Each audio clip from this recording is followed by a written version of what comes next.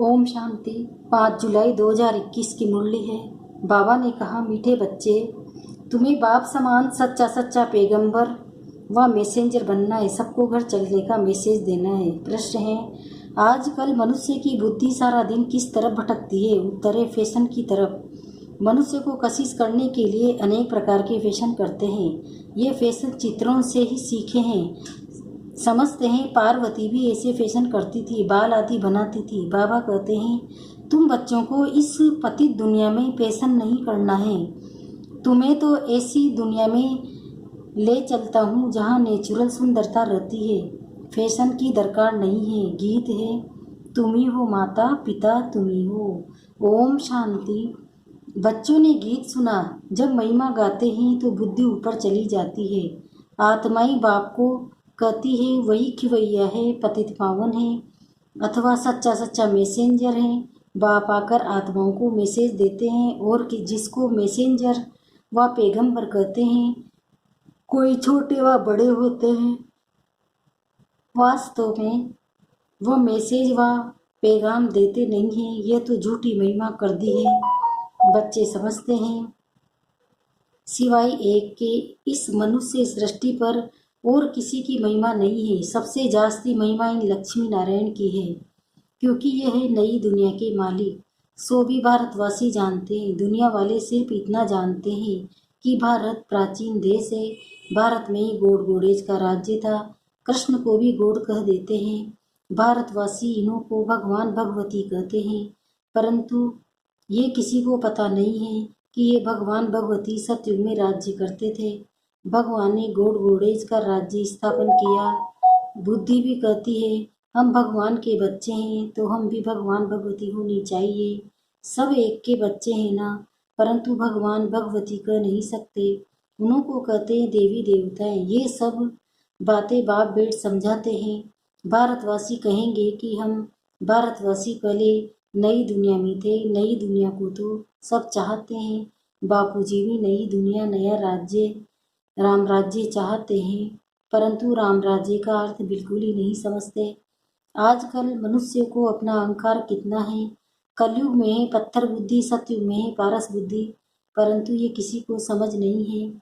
भारतीय सतयुग में पारस बुद्धि था, अब भारत कलयुग में पत्थर बुद्धि है। मनुष्य तो इसको ही स्वर्ग समझते हैं। कहेंगे स्वर्ग में विमान थे, बड़े बड़े महल थे। वह तो सब अभी है। साइंस कितनी वृद्धि को पाई है, वो ये कितना सुख है, फैशन आदि कितना है। बुद्धि सारा दिन फैशन पिछाड़ी ही रहती है। आर्टिफिशियल सुंदर बनने के लिए बाल आदि कैसे बनाते हैं, कितना खर्चा करते हैं। ये सब फैशन निकला है चित्रों से। समझते हैं पार्वती विसल हम बाल आदि बनाते हैं। ये सब कशिश करने के लिए ही बनाते हैं। आगे पारसी लोगों की स्त्रियां मुंह पर काली जाली पहनती थी कि कोई देखकर आशिक न हो जाए। उसको कहा जाता है पतित दुनिया। गाते हैं तुम ही हो माता पिता तुम ही हो, परंतु ये किसी के को कहना चाहिए माता पिता कौन है ये भी नहीं जानते। माता पिता ने जरूर वर्षा दिया होगा। बाप ने तुम बच्चों को सुख का वर्षा दिया था, कहते भी हैं बाबा हम तो आप बिगर और किसी से भी नहीं सुनेंगे। अभी तुम जानते हो शिव बाबा की महिमा गाई जाती है। ब्रह्मा की आत्मा भी खुद कहती है हम सो पावन थे, अब पतित बने। ब्रह्मा के बच्चे भी ऐसे कहेंगे, हम ब्रह्मा कुमार कुमार सो देवी देवता, फिर 84 जन्मों के अंत में पतित बने हैं। जो नंबर 1 पावन वह नंबर 1 पतित। जैसे बाप वैसे बच्चे, ये खुद भी कहते हैं, शिव बाबा भी कहते हैं मैं आता हूँ इनके बहुत जन्मों के अंत में। जो पहले नंबर में पूज्य लक्ष्मी नारायण की डिनास्टी में थे, अब है संगम। तुम कलयुग में थे, अब संगम युगी बने हो। बाप संगम पर ही आते हैं। ड्रामा अनुसार बच्चे भी वृद्धि को पाते हैं। अब बच्चों को ज्ञान तो मिला है। हम सो देवता थे, फिर क्षत्रिय वैसे शूद्र बने। सारे चक्र को अच्छी रीति तुम जानते हो। ये तो बहुत सहज है। हमने 84 जन्म लिए हैं। कईयों की बुद्धि में यह नहीं बैठता है। स्टूडेंट में नंबरवार तो होते हैं। राइट से लेकर शुरू करते हैं, first class, second class, third class. बच्चियां खुद भी कहती है हमारी थर्ड क्लास बुद्धि है। हम किसी को समझा नहीं सकते, दिल तो बहुत होती है परंतु बोल नहीं सकते। बाबा क्या करें, ये हुआ अपने कर्मों का हिसाब किताब। अब बाप कहते हैं, मैं तुमको कर्म अकर्म विकर्म की गति का ज्ञान सुनाता हूँ। कर्म करना ये तो तुम बच्चे जानते हो। फर्स्ट क्लास बुद्धि वाले इन बातों को समझ न सके। सब वो है ही रावण राज्य, परंतु ये किसी को पता नहीं। रावण राज्य में मनुष्य तो विकर्म ही करेंगे तो नीचे ही गिरेंगे। गुरु किया ही जाता है दुख की दुनिया में, सदगति के लिए ही गुरु करते हैं कि मुक्ति में ले जाए। यह है निर्वाण धाम, वाणी से परे स्थान। मनुष्य अपने को वानप्रस्थ कहते हैं। वह तो कहने मात्र है, वानप्रस्थियों को भी सभा होती है। सब कुछ मिल्कियत आदि बच्चों को देकर गुरु के पास जाकर बैठते हैं। खान पान आदि तो जाकर बच्चे ही देंगे, परंतु वानप्रस्थ का अर्थ कोई भी नहीं समझते हैं। किसी की बुद्धि में यह नहीं आता है कि हमको निर्वाण धाम में जाना है, अपने घर में जाना है। वह कोई घर नहीं समझते, वह तो समझते हैं ज्योति ज्योत में समा जाएंगे। निर्वाण धाम तो रहने का स्थान है। आगे 60 वर्ष के बाद वानप्रस्थ लेते थे, ये जैसे कि कायदा था, अभी भी ऐसे करते हैं।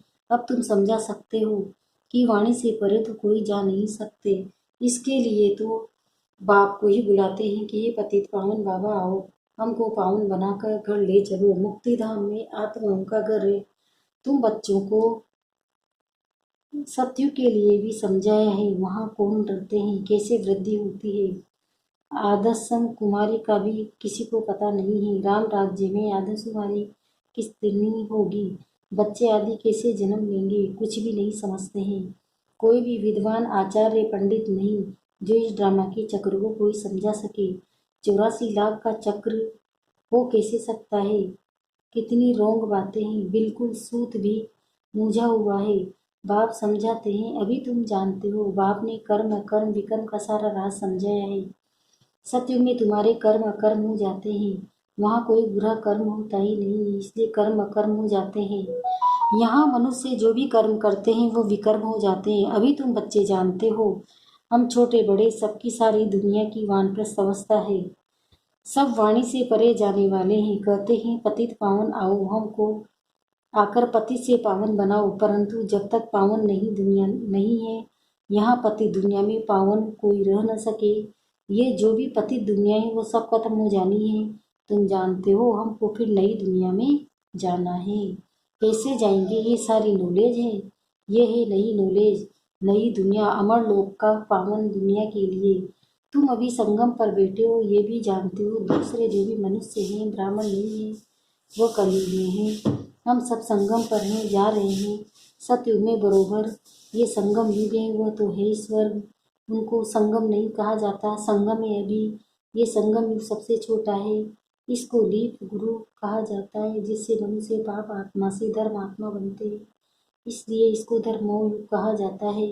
कलयुग में सभी मनुष्य अधर्मी हैं, वहाँ तो सभी धर्मात्मा होते हैं। भक्ति मार्ग का कितना बड़ा प्रभाव है। ऐसी पत्थर की मूर्तियाँ बनाते हैं जो देखने से ही दिल खुश हो जाए। वह है पत्थर पूजा। शिव के मंदिर में कितना दूर दूर जाते हैं पूजा के लिए। शिव का चित्र तो घर में भी रख सकते हैं, फिर इतना दूर दूर क्यों भटकना चाहिए। ये ज्ञान अब बुद्धि में आया है। अब तुम्हारी आँख खुली है, बुद्धि में कपाट खुले हैं। बाप ने नॉलेज दिए। परम पिता परमात्मा इस मनुष्य सृष्टि का बीज रूप ज्ञान का सागर नॉलेजफुल है। आत्मा भी वह नॉलेज धारण करती है। आत्मा ही प्रेसिडेंट आदि बनती है। मनुष्य तो देह अभिमानी होने के कारण देह की ही महिमा करते रहते हैं। अभी तुम समझते हो आत्मा ही सब कुछ करती है। तुम आत्मा 84 जन्मों का चक्र लगाए बिल्कुल ही दुर्गति को पाए हुई हो। अभी हम आत्मा ने बाप को पहचाना है, बाप से वर्षा ले रहे हैं। आत्मा को शरीर तो जरूर धारण करना पड़े, शरीर बिगर आत्माएं कैसे बोले, कैसे सुने। बाप कहते हैं मैं निराकार हूँ, मैं भी शरीर का आधार लेता हूँ। तुम जानते हो शिव बाबा इस ब्रह्मापन से हमको सुनाते हैं ये बातें। तुम ब्रह्मा कुमार कुमारी नहीं समझाते हो, तुमको अब ज्ञान मिला है। ब्रह्मा द्वारा आदि सनातन देवी देवता धर्म की स्थापना होती है, वही बाप राजयोग सिखा रहे हैं। इसमें मूझने की बात ही नहीं है। शिव बाबा हमको समझाते हैं, फिर हम औरों को समझाते हैं। हमको भी सुनाने वाला शिव बाबा ही है। अभी तुम कहेंगे अब पतित से पावन बन रहे हैं। बाप समझाते हैं, ये है पतित दुनिया, रावण का राज्य है न। रावण पाप आत्मा बनाते हैं, ये और कोई भी नहीं जानते। बल रावण की एपीजी जलाते हैं, परंतु कुछ भी समझते नहीं हैं। सीता को रावण ले गया, ये किया, कितनी कथाएं बेट लिखी है।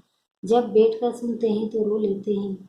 ये है दंत कथाएं। बाबा हमको विक्रमाजित बनाने लिए बड़ा समझाते हैं। कहते हैं मामी कम याद करो, कहाँ भी बुद्धि नहीं लगाओ। शिव बाबा ने हमको अपना परिचय दिया है। पतित पावन बाप आकर अपना परिचय देते हैं। अब तुम समझते वो कितना मीठा बाबा जो हमको स्वर्ग का मालिक बना रहे हैं। अच्छा, मीठे मीठे से खिलते बच्चों प्रति माता पिता बाप दादा का याद प्यार और गुड मॉर्निंग। रूहानी बाप की रूहानी बच्चों को नमस्ते। हम रूहानी बच्चों की भी रूहानी माता पिता बाप दादा को याद प्यार गुड मॉर्निंग। नमस्ते नमस्ते नमस्ते। शुक्रिया बाबा, शुक्रिया आपका कदमा कदम शुक्रिया। धारणा के लिए मुख्य सार भी पहला है, कर्म अकर्म विकर्म की गति को जान श्रेष्ठ कर्म करते हैं। ज्ञान दान कर धर्मात्मा बनना है। दूसरा, ये वानप्रस्थ अवस्था है, इन अंतिम घड़ियों में पावन बनकर पावन दुनिया में जाना है। पावन बनने का मैसेज सबको देना है। वरदान, घबराने की डांस छोड़ सदा खुशी की डांस करने वाले मास्टर नॉलेजफुल हो। जो बच्चे मास्टर नॉलेजफुल है वो कभी घबराने की डांस नहीं कर सकते। सेकंड में सीढ़ी नीचे, सेकंड में ऊपर। अब ये संस्कार चेंज करो तो बहुत फास्ट जाएंगे। सिर्फ मिली हुई अथॉरिटी को, नॉलेज को, परिवार के सहयोग को यूज करो। बाप के हाथ में हाथ देकर चलते रहो तो खुशी की डांस करते रहेंगे। घबराने की डांस हो नहीं सकती, लेकिन जब माया का हाथ पकड़ लेते हो तो वो डांस होती है। स्लोगन है, जिनका संकल्प और कर्म महान है वही मास्टर सर्वशक्तिमान है। ओम शांति।